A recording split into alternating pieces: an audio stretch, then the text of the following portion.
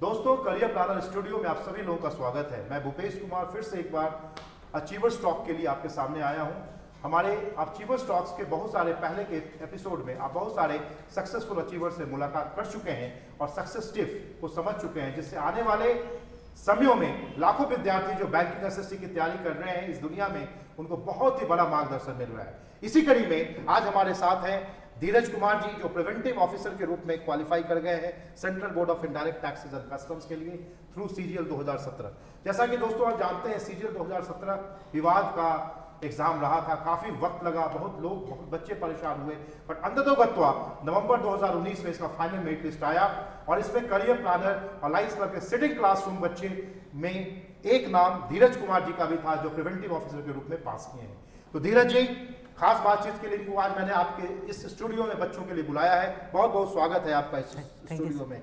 अच्छा लग रहा है आपको? जी बिल्कुल। अच्छी जॉब पाए हैं, अच्छा लग रहा है, एक अच्छा पद मिला है, ठीक है। तो चलिए स्टार्ट करते हैं। बहुत बच्चे जो आपसे जानना चाहते हैं वो ये है कि आपको एसएससी ही करने की प्रेरणा कहाँ से मिली?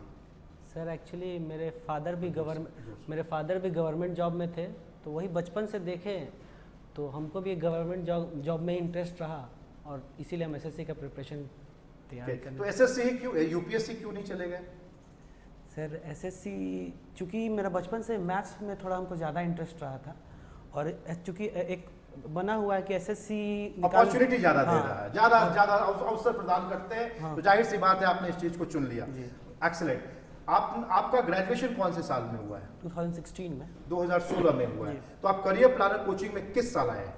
सर 16 ही में आए हम क्लासेस में 16 में आए। उसके बाद क्लास में आने के बाद क्या लगा, क्लब में जाना है, यहाँ का इन्वॉल्वमेंट देखने के बाद, तो कौन सा साल आप क्लब में गए? जी सर, हम जुलाई अगस्त में हम चले गए थे 2016 में जी। और 2017 अगस्त में आप पास कर गए इस एग्जाम में जी। दोस्तों यही मैं बताना चाहता हूँ, ये बहुत बड़ी बात है जो हर अचीवर्स के मुंह से आप सुन रहे हैं कि 1 साल का समय पर्याप्त हो सकता है, 1 से 1.5 साल का समय पर्याप्त हो सकता है यदि आपकी स्ट्रैटेजी स्मार्ट हो। क्या आपको लगता है कि 3 से 5 महीने में आप सीजीएल क्रैक कर सकते हैं? जी नहीं, सीजीएल 3 से 5 महीने में तो नहीं हो सकता। इसके लिए प्रॉपर 1 साल मेहनत करना पड़ता है, वो भी कंटिन्यूअस, तभी जाके मतलब ये अच्छे पोस्ट आप प्राप्त कर पाइएगा। ये बहुत अच्छा मैसेज है धीरज का आप सभी बच्चों के लिए जो एसएससी की तैयारी कर रहे हैं सीजीएल के लिए, कि 3 महीने से 5 महीने के कोचिंग क्लासेस या 2 महीने 4 महीने 5 महीने के यूट्यूबर्स के क्लासेस से आप कोई अच्छा पद प्राप्त नहीं कर सकते। उसके लिए आपको स्मार्ट स्ट्रैटेजी बनाने की जरूरत होगी, राइट? अब आइए जरा जानते हैं, बिकॉज आप एक अच्छे पोस्ट के लिए सीजीएल में भी आपकी रैंक अच्छी रही, आपको अच्छा पद मिला है, तो आप डिटेल्स में थोड़ा स्ट्रैटेजी बताइए कि पीटी, मेंस, डिस्क्रिप्टिव और सीपीटी के लिए बच्चों को क्या करना, कि क्या चीज पर ध्यान रखना चाहिए, आपकी सक्सेस टिप्स क्या है? जी, जैसे कि हम लोगों को पता है कि एसएससी एग्जाम्स 4 फेज में होता है, पीटी, मेंस, डिस्क्रिप्टिव और फिर सीपीटी। तो पीटी में जैसे 4 सेक्शन रहता है, रीजनिंग, इंग्लिश, मैथ और जीके। तो हम लोग को चारों को बराबर मतलब इक्विवेलेंट लेके चलना है, किसी को ज़्यादा और किसी को कम नहीं नापना है। सभी में मतलब अच्छा करने के लिए चारों सब्जेक्ट्स में इक्वली बैलेंस्ड होना चाहिए और ट्राई करें कि 160 प्लस ही नंबर आए, तब ये आपका बहुत बढ़िया स्टार्ट होता है। 160 रॉ मार्क्स? जी हाँ, 160 रॉ मार्क्स। अगर वो ना भी हो पाए तो कोई बात नहीं, निराश नहीं होना है। मेंस में आइए, मेंस में आपका 2 सब्जेक्ट होता है, मेनली 2 सब्जेक्ट होता है, इंग्लिश और मैथ्स, जो 200 नंबर का होता है। उसमें ट्राई कीजिए कि वो बेहतर कर सके। तो वो कैसे कर पाइएगा? अगर आप रेगुलर सेट्स प्रैक्टिस कीजिएगा इंग्लिश और मैथ का, उसमें स्पेशली मैथ्स में अगर आप एक्यूरेसी का ध्यान दीजिएगा, स्पीड पे ध्यान दीजिएगा, तो वो काफ़ी आसानी से आप उसको क्रैक कर सकते हैं। फिर थर्ड स्टेज आता है सीपीटी। सीपीटी में बहुत कैंडिडेट होते हैं जो कि मतलब इसको लाइटली लेते हैं कि हाँ टाइपिंग कर ही लेंगे, बहुत आसान सा चीज़ है, कंप्यूटर में प्रेजेंटेशन करना है वो भी कर लेंगे, लेकिन थोड़ा वहाँ पे जब आप रियल टाइम में कीजिएगा तो थोड़ा दिक्कत होने लगता है, जो कि हम खुद भी महसूस किए थे। वहाँ पे थोड़ा आपका हाथ वाथ शेक वेक करने लगेगा, तो वो सब हटाने के लिए आपको वो सब इमोशन से मतलब ओवरकम करने के आपको पहले ही से प्रैक्टिस करना पड़ेगा, जो कि 2-3 महीना पहले से आपको करना पड़ेगा। फिर आता है डिस्क्रिप्टिव। डिस्क्रिप्टिव में आप के लिए आपको लेटर राइटिंग रहता है और ऐसे राइटिंग रहता है।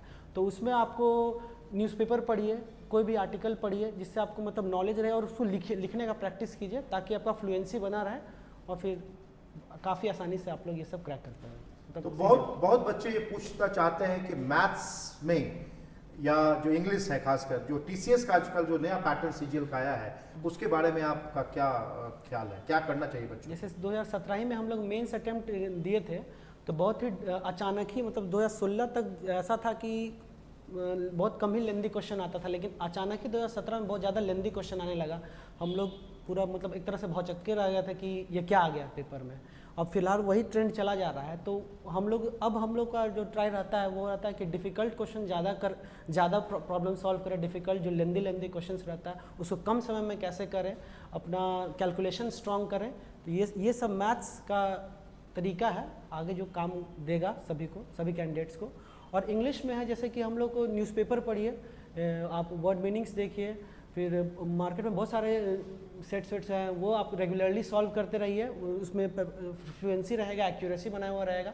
मतलब रेगुलर प्रैक्टिस ऑफ सेट्स, यही आपका सोल्यूशन है पूरा क्वालिफाई करने का एग्जामिनेशन। तो सही कहा आपको, धीरज ने बहुत अच्छे तरीके से समझा दिया कि पीटी, मेंस, डिस्क्रिप्टिव और सीपीटी के लिए क्या करना है। मुझे उम्मीद है कि जितने विद्यार्थी एसएससी सीजीएल के सफलता के मुहिम में अपने आप को आगे देखना चाहते हैं, इनकी सक्सेस टिप्स को सुनकर बहुत उनको फायदा मिलेगा। आखिरी सवाल पे आते हैं धीरज जी कि करियर प्लानर अलायंस क्लब में जो जर्नी रही, किस तरीके से आपको सफलता को यहाँ तक पहुँचने में इस सिस्टम ने, प्रोसेस ने फायदा किया? जी, जैसे कि हम बताएं कि सीजीएल में 4 स्टेप रहता है, तो वही सारा स्टेप हम लोग क्लब में भी फॉलो करते हैं। जैसे क्लब में जाते ही हैं तो हम लोग डिस्क्रिप्टिव होता है आधा घंटे का, जो हम लोग का टायर 3 के बराबर होता है। फिर आता है अगर पीटी का मौसम चल रहा, मतलब पीटी का आने वाला है तो हम लोग पीटी प्रैक्टिस करते हैं, 2 पीटी सेट चलाते हैं। फिर हुआ कि तो उससे हम लोग का लगातार प्रिपरेशन हो रहा है। और फिर सेकंड सेशन होता है पीडीपी, जिसमें पर्सनालिटी डेवलपमेंट है, जिसमें हम लोग हर दिन कुछ नया चीज़ करते हैं। जैसे कभी एक्सटेम्पोर कर लिया, तो कभी प्रेजेंटेशन कर लिया, किसी भी टॉपिक पे, प्रेजेंट टॉपिक हुआ या कोई हिस्ट्री का टॉपिक हुआ, तो इससे हम लोग काफ़ी चीज़ मेमोराइज कर लेते हैं, जो कि हम लोग को जीके में मदद करता है। और हम लोग का ओवरऑल डेवलपमेंट भी होता है, हम लोग का कॉन्फिडेंस और लीडरशिप क्वालिटी आता है। इसमें बहुत सारा वेरियस एक्टिविटीज़ होता है क्लब में, जिससे आप लोग में कॉन्फिडेंस आएगा, लीडरशिप क्वालिटी आएगा, और आप फ्यूचर जॉब में बहुत आप प्रॉस्परस, मतलब आप उभर के आइएगा, विथ फ्लाइंग कलर्स आप बाहर आइएगा, जो तो बहुत हेल्पफुल रहता है। तो बहुत बच्चे ऐसा पूछ रहे हैं, जानना चाहते हैं कि एसएससी में तो सर इंटरव्यू होता नहीं है, ग्रुप डिस्कशन होता नहीं है सीजीएल में, तो फिर पीडीपी क्यों करें? ऐसा बहुत बच्चों के दिल दिमाग में क्वेश्चन आता है। आप जरा एलोबरेट करके बताएं कि ये करने से क्या फ़ायदा हुआ, हर बच्चे को करना चाहिए, इससे उनकी क्या फ़ायदा होती है, ये बताएं इनको आप। जी, PDP basically personality development programme है। मतलब हम लोग में बेसिकली वो लीडरशिप क्वालिटी लाएगा।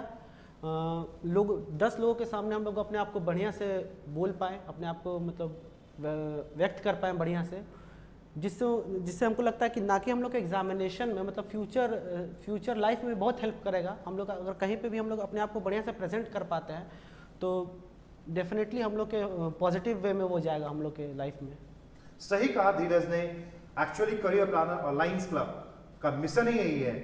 यहाँ बच्चे को सफलता ही नहीं मिलती है, बच्चे को इस तरीके से तैयार बच्चे करते हैं, अपने आप को ग्रूम कर लेते हैं। कहने का मतलब यदि 200 पद के प्रिवेंटिव ऑफिसर में इनका सिलेक्शन यदि हुआ होगा, तो 200 में यदि टॉप 10 की बात की जाए तो टॉप 10 के लिए अलायंस क्लब के स्किल्स ने इनको तैयार कर दिया है, जिससे कि जब ये अपने दफ्तर में जाएंगे तो इनका भविष्य काफ़ी अच्छा होगा, इनको अच्छे प्रमोशन मिले, इनका करियर ग्रोथ अच्छा हो, इनका वर्क लाइफ बैलेंस अच्छा हो। आप ऐसा ही कुछ कहना चाहते हैं, राइट? सो और कोई संदेश बच्चों के लिए आप देना चाहेंगे, आखिरी संदेश? जी, मतलब एक है कि बस यही बोलना चाहिए कि ये कोई रॉकेट साइंस नहीं है, बहुत आसान सा एग्जामिनेशन है। बस आपको कंटिन्यूसली इस पर वर्क करते रहना चाहिए। एक साल का वक्त काफ़ी है। आप इसमें मतलब अगर आप रेगुलर स्टडीज़ कर रहे हैं तो आप इसको आसानी से क्रैक कर सकते हैं। थैंक यू धीरज जी, बहुत बहुत धन्यवाद आपको स्टूडियो में आने के लिए। मैं उम्मीद करता हूँ करियर प्लानर का ये जो सफलता का मुहिम है अचीवर्स टॉक आपको बहुत पसंद आ रहा होगा, और लाखों बच्चे हिंदुस्तान में बैठे हुए इससे जुड़कर आपको सही मार्गदर्शन, सही सक्सेस अचीवर्स के जुबानी से, बातचीत से आपको सुनाई में दे रहा हो। ये अचीवर्स टॉक तभी सफल होगा जब वहाँ कैमरे के उधर अपने घर में बैठा हुआ हजारों अच्छा विद्यार्थी जो किसी कारण से रैंक नहीं पा रहा है, जॉब नहीं पा रहा है, वो इनकी बातों पर ध्यान दे, अमल करे, जिससे उसको फायदा मिलेगा। Thank you very much. Thank you.